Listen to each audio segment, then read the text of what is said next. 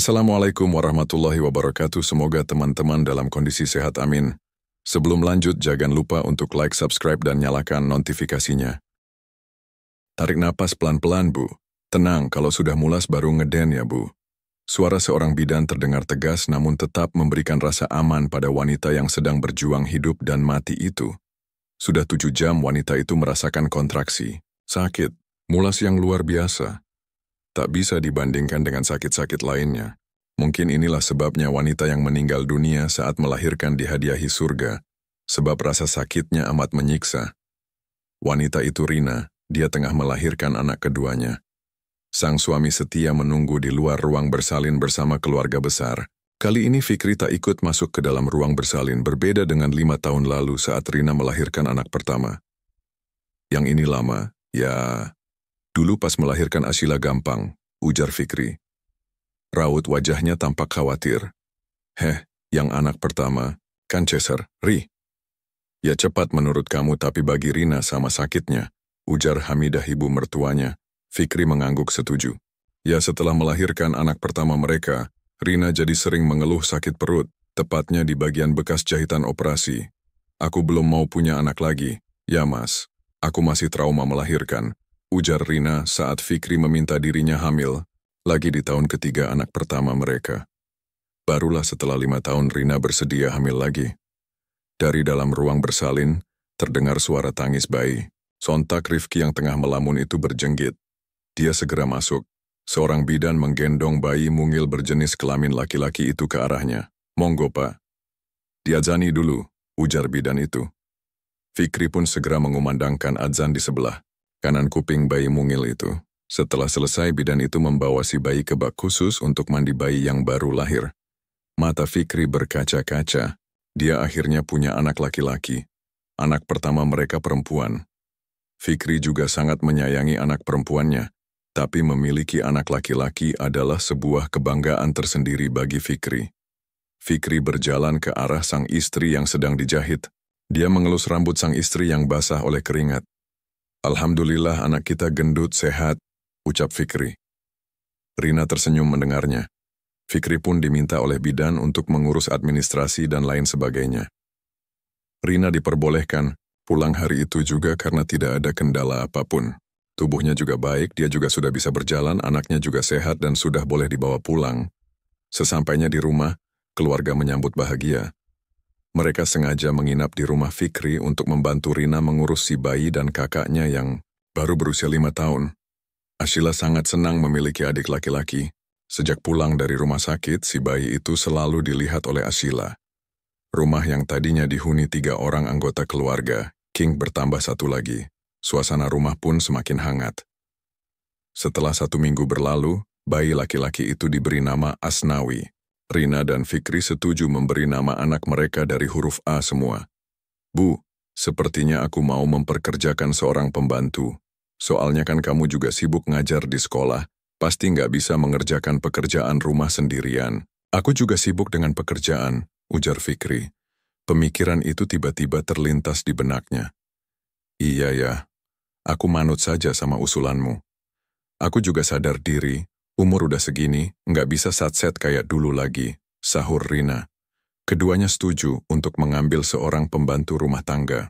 Biarlah mereka mengocek kantong lagi untuk membayar jasa pembantu, daripada Rina harus full bekerja sendirian.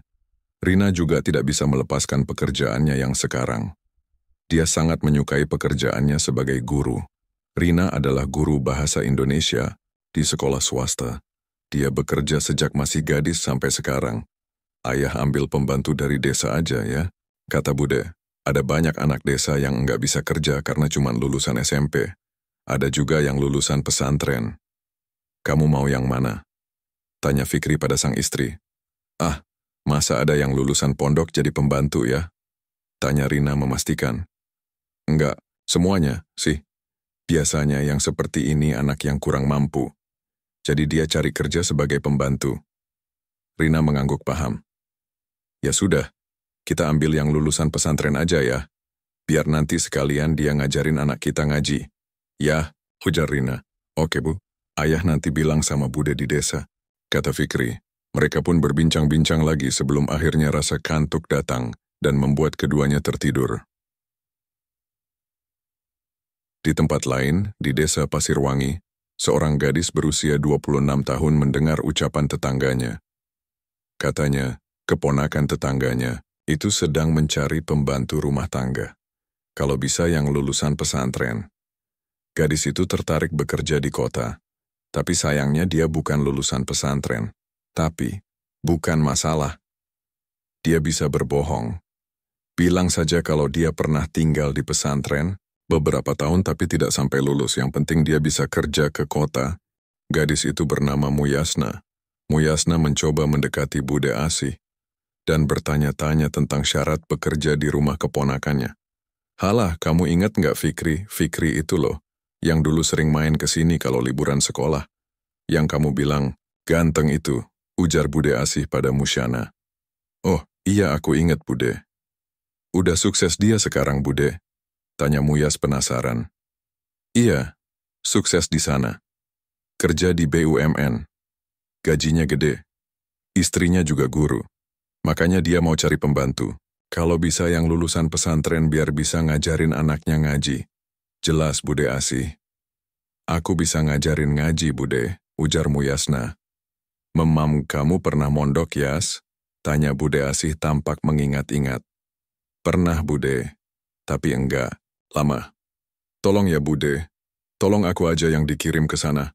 Aku mau kerja di rumah Mas Fikri, ucap Muyasna dengan raut wajah memohon. Bude Asih pun mengiyakan. Toh, selama ini Muyasna juga anak yang baik. Pasti Fikri sangat senang mendapatkan pembantu yang baik seperti Muyasna. Akan tetapi siapa yang tahu isi hati seseorang? Hari yang dipenuhi rasa iri merubah pemikiran seseorang yang tadinya baik menjadi penuh tipu muslihat. Sepulangnya dari rumah Bude Asih, Muyasna memegang ponselnya sambil duduk di depan rumah. Dia sengaja mencari-cari akun sosial media Fikri dan istrinya. Dan alangkah terkejutnya Muyasna melihat wajah Fikri yang sangat tampan. Gagah dan terlihat rapi. Enak dipandang. Perasaan iri itu pun muncul. Padahal dulu aku sama Fikri ini deket banget. Kenapa dia malah nikah sama orang lain? Ujar Muyasna dengan suara yang pelan. Dia menggulir ponselnya, melihat-lihat postingan Fikri dan sang istri. Jika aku yang jadi istrinya, pasti sangat bahagia, ujar Muyasna. Sorot matanya pun berkilat, dadanya dipenuhi hasrat ingin memiliki Fikri.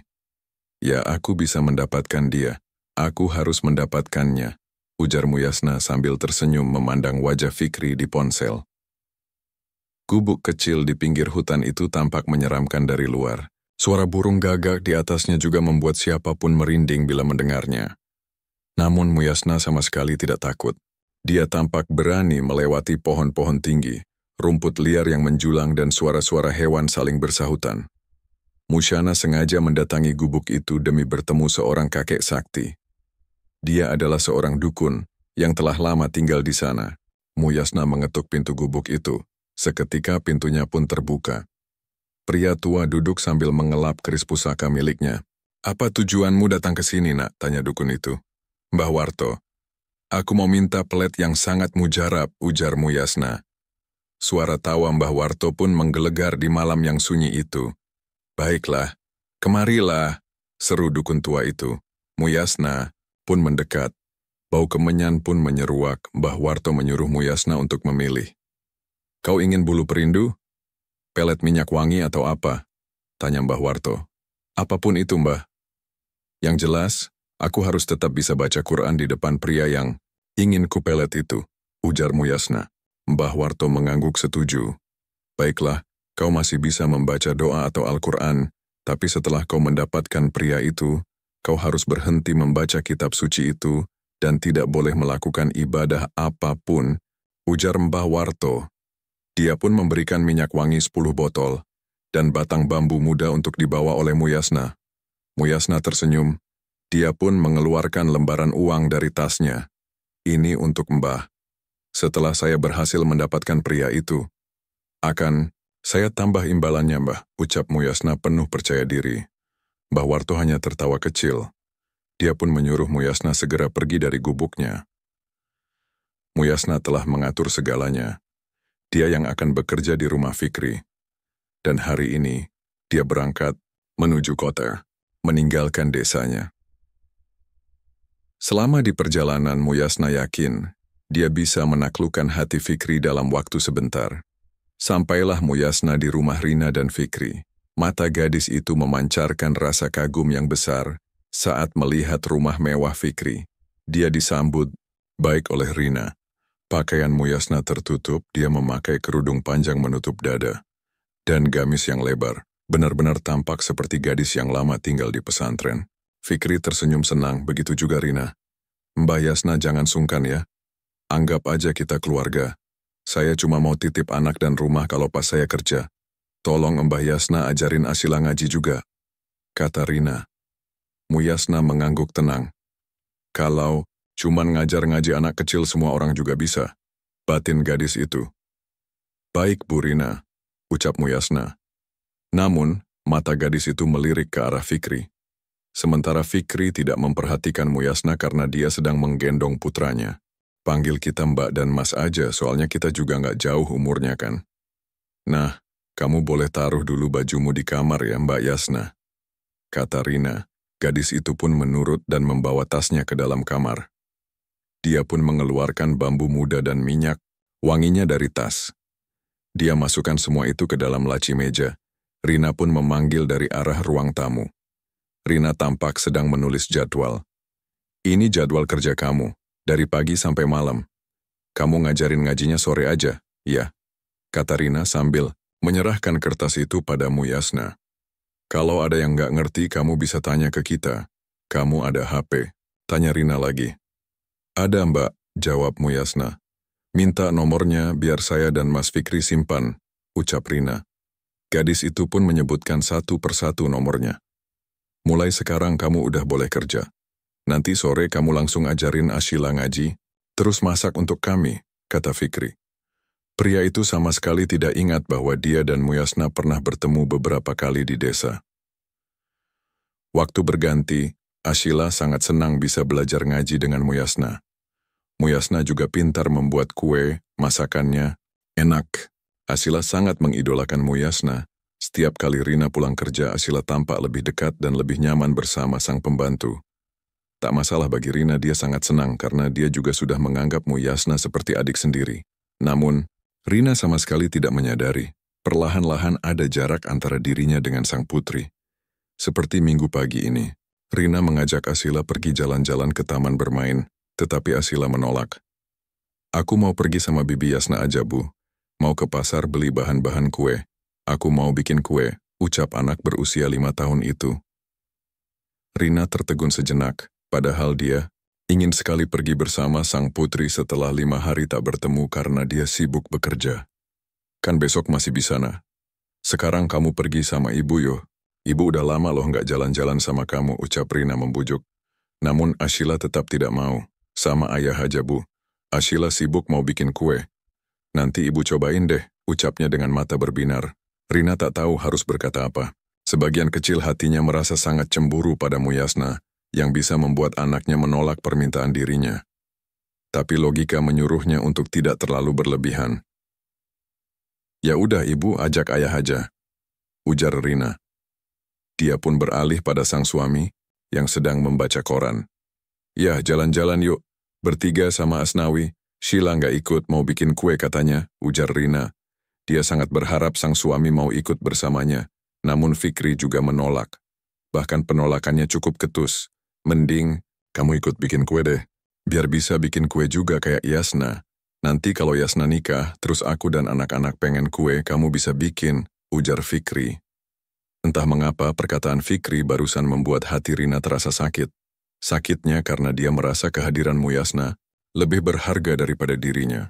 Rina tersenyum kecut, tapi dia tak mampu berkata-kata.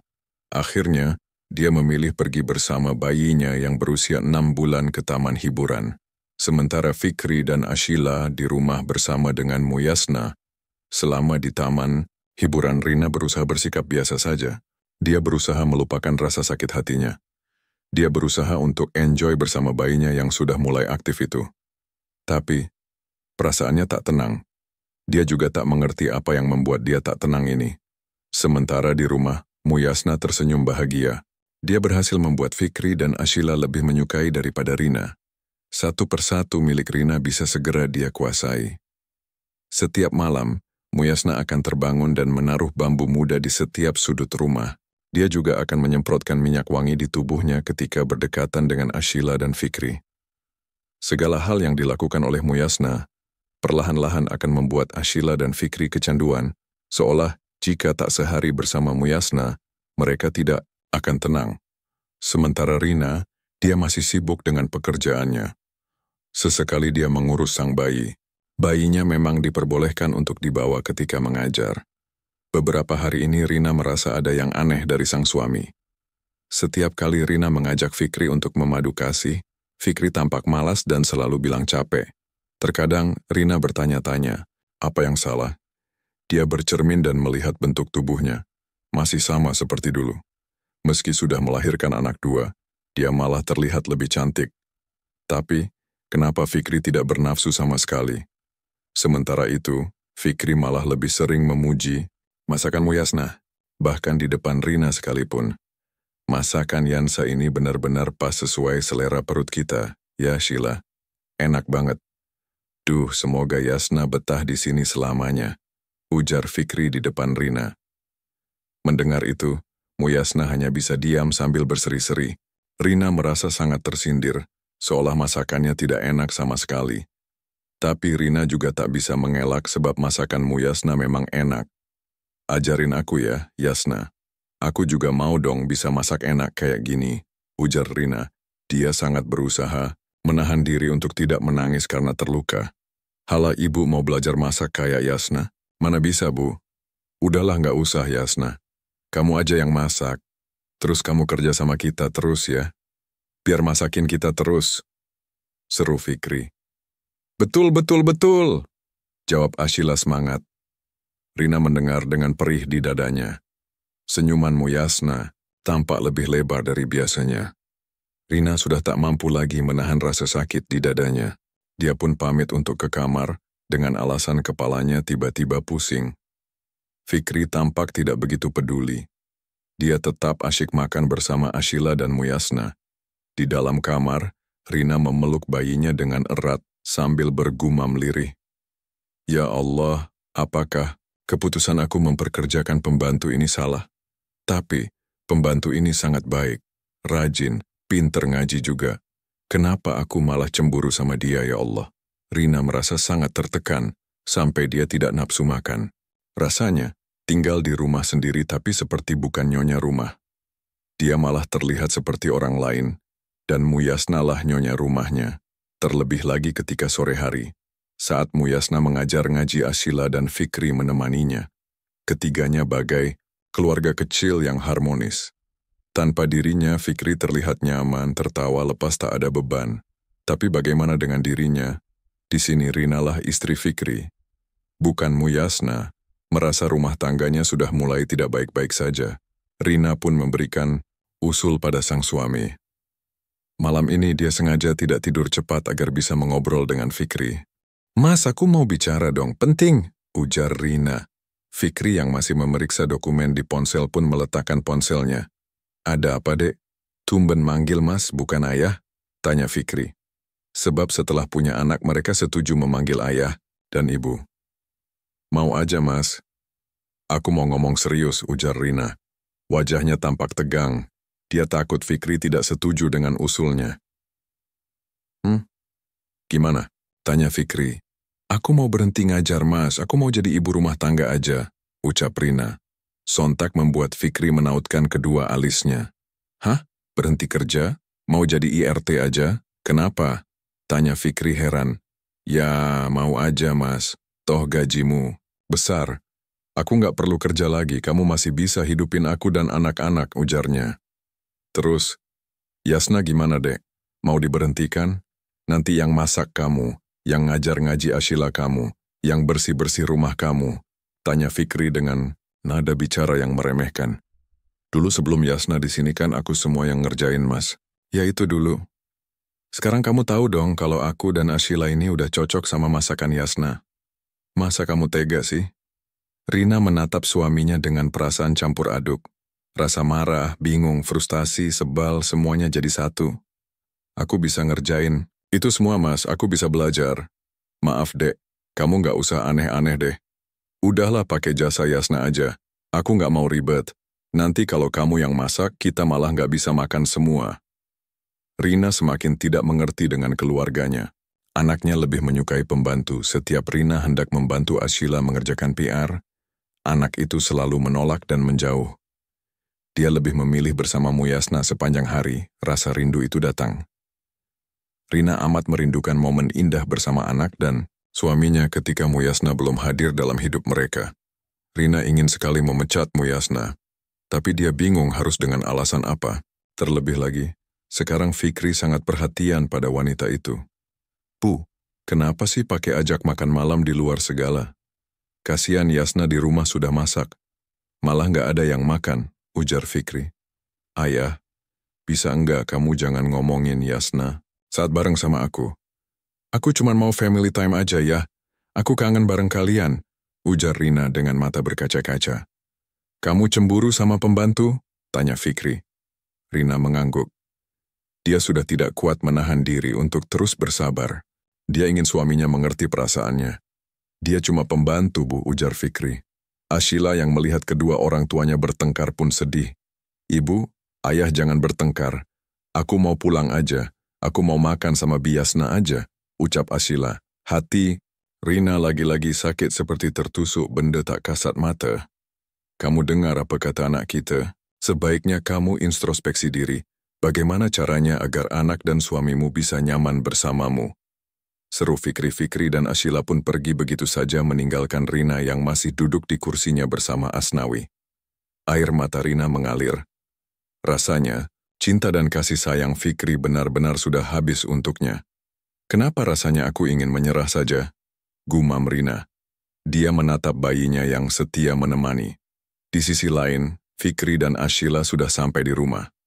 Muyasna menyambut dengan suka. Sita. Fikri langsung menyicipi makanan buatan wanita itu, begitu juga dengan Ashila.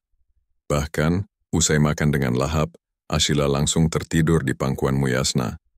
Perasaan Fikri terasa lebih hangat di saat bersama dengan wanita yang berstatus pembantu ini. Fikri terdiam, memikirkan seandainya dia dan Muyasna kenal terlebih dahulu. Di saat Fikri melamun, Muyasna menepuk pundaknya pelan. Mas Fikri mikir apa? Tanya wanita itu pelan. Yasna. Enggak apa-apa, aku cuma mikir andai kita kenal lebih dulu, ujar Fikri. Dia sama sekali tidak mengingat bahwa dia sudah memiliki istri dan 2 anak. Loh Mas Fikri lupa toh sama aku. Aku ini kan dari desa Bude Asih. Dulu waktu Mas Fikri masih kecil sering liburan ke desa, kita sering main bareng. Ucap Muyasna, dia sudah memakai minyak wangi dari Mbah Warto. Seharusnya malam ini adalah waktu yang tepat, mumpung Rina tidak ada di rumah. Apa, jadi kamu Yansa temanku di desa? Ya ampun, aku nggak nyangka sekarang kamu, Fikri tidak bisa berkata-kata. Dia hanya merasa sayang saja. Mengapa tak bertemu dengan Muyasna lebih awal dibandingkan dengan Rina? Muyasna mendekati Fikri yang kini tengah memandangnya dengan tatapan yang amat dalam. Emang kenapa mas kalau lebih dulu ketemu sama aku? Tanya Muyasna. Fikri tersenyum. Tangan kanan pria itu perlahan terulur mengelus pipi Muyasna yang halus. Mungkin aku bisa menikah denganmu, ujar Fikri. Dia tak sadar sama sekali bahwa ada sosok yang telah menemaninya selama 6 tahun tengah berdiri di depan pintu, dan wanita itu mendengar semua ucapan suaminya. Rina menutup mulutnya rapat-rapat. Rasa sakit yang dia dera begitu besar. Dia ingin sekali menampar mulut Fikri saat ini juga, tapi tubuhnya tak kuat. Jangankan untuk berjalan ke arah laki-laki itu, untuk menopang kakinya saja rasanya berat. Dengan berat hati Rina pergi dari rumah malam itu. Dia naik taksi, sepanjang jalan dia linglung. Apa yang salah? Kenapa suaminya bisa bicara seperti itu? Dan kenapa dia tak mampu berkutik? Hanya bisa menangis dan pergi begitu saja. Sehingga membuat jalan untuk Fikri dan Muyasna lebih mulus. Tapi kan Yasna orang yang alim. Masa dia melakukan hal ini padaku? Dia pasti tahu kan merebut suami orang lain itu dosa. Rina memeluk bayinya sambil berlinang air mata. Bu, Kita mau kemana jadinya? Tanya supir taksi yang sejak tadi bingung karena wanita yang menumpang di mobilnya hanya diam sambil menangis. Akhirnya Rina tersadar. Maaf Pak, saya lupa kita ke Jalan Kendari No 34 Pak. Tak ada tempat lain, dia hanya bisa pulang ke rumah orang tuanya. Sebaiknya, dia bicara pada ibu dan ayahnya, agar cobaan rumah tangga ini segera berlalu. Pukul 21 malam Rina baru sampai di rumah kedua orang tuanya. Hamidah terkejut ketika melihat sang putri malam-malam tiba di depan rumah. Kamu kok kesini malam-malam? Fikri mana? Kenapa kok Ashila nggak dibawa? Ini udah malam Rina, ya Allah cucuku. Kasihan dingin-dingin di luar. Seru Hamidah. Rina masuk, dia tak dapat lagi membendung air mata yang sudah keluar sejak dalam taksi. Kenapa? Ada apa? Tanya Hamidah. Dia segera membangunkan sang suami yang sudah terlelap. Sementara Rina duduk di ruang tengah berusaha menenangkan diri. Guntur melihat sang putri menangis di ruang tengah, dia langsung emosi. Mana Fikri? Tanya Guntur. Rina masih terus menangis. Perlahan-lahan dia menceritakan semuanya pada sang ayah. Guntur mendengarkan dengan seksama. Aneh, apa mungkin Fikri jatuh cinta sama pembantu? Tapi kamu bilang, dia berpakaian syar'i dan selalu menutup aurat. Fikri juga kan kerja, jarang di rumah. Kenapa mereka bisa sedekat itu? Rina menggeleng. Aku juga nggak tahu, Pak. Aku juga nggak sadar sejak kapan mereka dekat. Tapi yang paling nyakitin itu, Ashila juga dekat banget sama dia. Aku nggak kuat, Pak, hidup di sana. Aku malah ngerasa jadi orang luar. Entah kenapa aku juga sulit untuk melawan. Guntur dan Hamidah saling pandang. Mereka pun memeluk Rina yang tengah merasa lemah ini. Mas Fikri juga nggak nyariin aku, Pak. Padahal aku nggak pulang. Dia malah bilang, mau menikahi Muyasna kalau aja dia lebih dulu bertemu dengan Muyasna, ujar Rina. Sudah, jangan nangis. Kasihan Asnawi, kamu harus kuat untuk bayimu ini. Kita harus cari solusinya bersama-sama. Besok Bapak akan ke rumahmu. Semoga Fikri bisa bersikap lebih bijaksana, ujar Guntur. Hamidah pun menyiapkan kamar untuk ditinggali oleh Rina malam ini. Sementara di rumah Fikri, lelaki itu tak bisa tidur. Dia terbayang-bayang wajah Muyasna. Pipinya yang mulus, bibirnya yang merah, dan matanya yang sendu. Membuat jiwa kelelakiannya naik. Padahal, sudah 4 bulan lebih dia tidak mau melakukan hubungan badan dengan Rina. Tapi dia tidak merasa bersalah sedikit pun, dan tak ada rasa rindu sedikit pun pada istrinya itu. Fikri bangun dari kasurnya. Dia mencari sosok Muyasna di kamar pembantu. Ternyata kamar wanita itu tidak dikunci. Fikri memandang tubuh Muyasna. Saat tidak berjilbab, ternyata wanita itu sangat cantik. Fikri tersenyum. Dia mulai gila dan jatuh cinta pada pembantunya. Namun dia masih sadar akan norma dan etika. Dia pun kembali ke kamar. Dia terus berpikir, dan berpikir. Aku sudah tidak mencintai Rina. Aku benar-benar sudah kehilangan rasa itu untuk Rina. Sebaiknya kamu cerai baik-baik, agar aku bisa menikahi Yasna, ucap Fikri. Setelah berpikir itu semalaman, akhirnya Fikri pun tertidur. Di rumah kedua orang tuanya, Rina berusaha mendekatkan diri pada Allah. Dia sadar, setelah punya anak 2, dia jarang sekali sholat sunnah, tahajud. Jarang sekali berdoa untuk anak dan suaminya. Dan rasa malas itu amat besar, sehingga dia lebih suka tidur atau melihat ponsel. Sampai akhirnya ujian ini datang. Rina sholat 2 rakaat. Dia meminta pertolongan pada Allah agar rumah tangganya diselamatkan. Hanya itu permintaannya. Keesokan harinya pun, Guntur dan Hamidah pergi ke rumah Fikri. Dia kira Fikri berangkat kerja, tapi ternyata Fikri ada di rumah bersama Ashila dan pembantunya. Guntur juga sangat heran melihat akrabnya sang cucu bersama pembantu itu. Semalam Rina menginap di rumah kami. Kamu sama sekali tidak mencarinya, ujar Guntur. Fikri menunduk malu. Ya, dia memang tidak memikirkan Rina semalam. Dia malah memikirkan wanita lain dalam hatinya. Pak, saya minta maaf. Saya udah nggak cinta lagi sama Rina, ujar. Fikri jujur plak. Satu tamparan pun mengenai pipi pria itu. Istighfar kamu, Fikri. Istighfar. Ingat, Firki, dia adalah orang yang melahirkan anak-anakmu. Bapak kira kamu bijaksana, tapi ternyata kamu benar-benar membuat Bapak kecewa, seru Guntur. Sementara itu, Hamidah hanya bisa mendengar dengan hati yang diliputi kepahitan. Namun, sejak kecil Hamidah ini seorang yang peka terhadap sesuatu. Dia merasa rumah tangga anaknya diguna-guna oleh orang lain. Pak, aku mau keliling rumah ini. Aku ngerasa ada yang aneh di sini, ujar Hamidah pada suaminya. Guntur mengangguk, sementara Fikri hanya bisa diam sambil berusaha berpikir jernih. Hamidah pun berkeliling ke dapur, ruang tengah, kamar mandi dan kamar Rina. Matanya tak sengaja melihat bambu muda yang ditaruh di pojok-pojok rumah. Bambunya memang terlihat seperti hiasan, tapi itu jelas bukan hiasan. Hamidah mengambil bambu muda yang disusun di pot hias itu. Benar saja, ada tulisan Arab mengelilingi batang bambu muda itu. Astagfirullah Fikri, teriak Hamidah. Fikri pun segera menghampiri mertuanya yang memanggilnya dengan kencang. Untuk apa ada bambu muda kayak gini? Ada tulisan Arab gundul juga. Tanya. Saya nggak tahu itu apa, Bu. Memang itu apa? Fikri menjawab seadanya. Muyasna tiba-tiba muncul dan mengambil bambu itu. Bu, Pak, maaf, ini punya saya. Ini dari guru saya di pesantren. Gunanya untuk melindungi orang di rumah. Ujar Muyasna, ini namanya syirik. Kamu lulusan pesantren mana? Fikri, cepat cari lagi barang. Ini di sekitar rumah kamu, seru Hamidah. Fikri pun mencari-cari ke sudut-sudut rumahnya, dan emang ada beberapa tanaman bambu muda di rumahnya. Seingatnya, dia tak pernah membeli tanaman hias seperti ini, apalagi ini ada tulisan Arabnya. Jawab jujur, ini benda apa?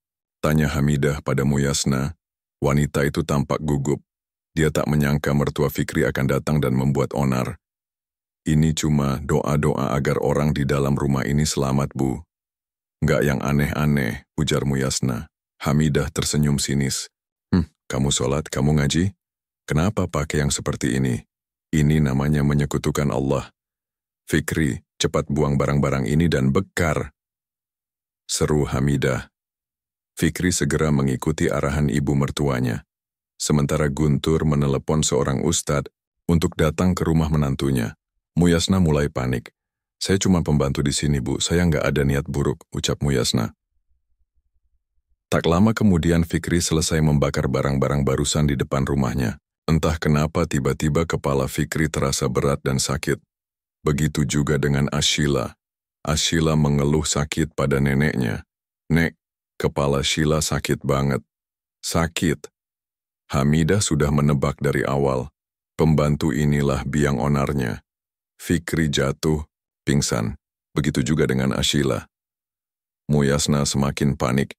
Di saat Hamidah dan Guntur hendak membawa menantu dan cucunya ke klinik, Muyasna diam-diam membereskan pakaian dan barang-barang berharga di rumah Fikri. Fikri dan Ashila diperiksa oleh dokter, ternyata kedua baik-baik saja. Hamidah menelepon Rina agar segera datang ke klinik. Dengan secepat kilat, Rina segera pergi ke klinik memakai ojek online. Di klinik, Hamidah membaca doa-doa yang dia hafal. Selebihnya, dia menunggu ustadz yang telah ditelepon oleh Guntur.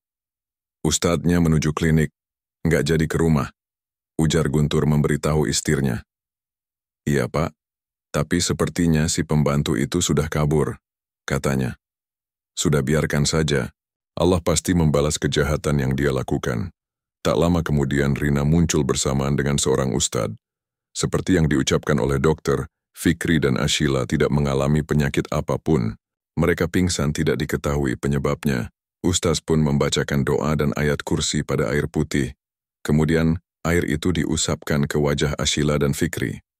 Bagi dokter yang berjaga hal seperti ini tidak aneh lagi, mereka juga sering menjumpai penyakit non-medis yang disebabkan oleh gangguan jin. Setelah beberapa belas menit, akhirnya Ashila sadar. Dia bangun dan langsung mencari ibunya. Rina memeluk buah hatinya dengan erat. Rasanya lega bisa memeluk Ashila. Setelah sekian lama anak itu menjauh darinya. Ya Allah, ada apa ini sebenarnya, Bu? Tanya Rina kebingungan. Nak, pembantu kamu, itu melet anak dan suamimu. Kenapa kamu nggak sadar? Tanya Hamidah. Rina termenung. Dia juga hampir menyadarinya tapi dia seolah tidak bisa melawan. Nak Rina juga mungkin kena efek sampingnya, Bu. Sudahlah, semuanya sudah berlalu. Untunglah keburu ketahuan oleh Bu Hamidah. Saya tidak bisa membayangkan jika Pak Fikri keburu menikahi wanita itu, jika dia sudah terjerat lebih dalam sulit untuk diobati. Rina menangis mendengar ucapan Ustadz. Dia benar-benar takut kehilangan suami dan anaknya. Namun Allah Subhanahu wa Ta'ala masih melindunginya. Dia semakin erat memeluk tubuh Ashila, sedangkan Fikri belum siuman. Pria itu masih terbaring lemah di atas bed, tapi perlahan-lahan pasti dia juga akan segera sadar. Sementara di tempat lain Muyasna menggerutu di jalanan. Dia hendak mencari bus untuk pulang ke desa. Goblok. Padahal sebentar lagi aku bisa memiliki Fikri seutuhnya. Kenapa malah ketahuan? Dari kejauhan, ada 2 orang pria memakai motor. Pria itu sudah mengincar Muyasna yang hanya membawa tas kecil. Ambil tasnya, tusuk perutnya, kata orang berjaket hitam itu. 2 orang itu pun beraksi.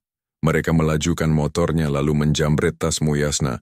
1 orang temannya menusukkan pisau yang tajam ke perut wanita itu. Dalam hitungan detik Muyasna terkapar di jalanan. Tak ada yang menolongnya sebab jalannya sedang sepi. Dia memang selamat dari kejaran keluarga Rina, tetapi dia tidak selamat dari murka dan pembalasan Allah Azza wa Jalla.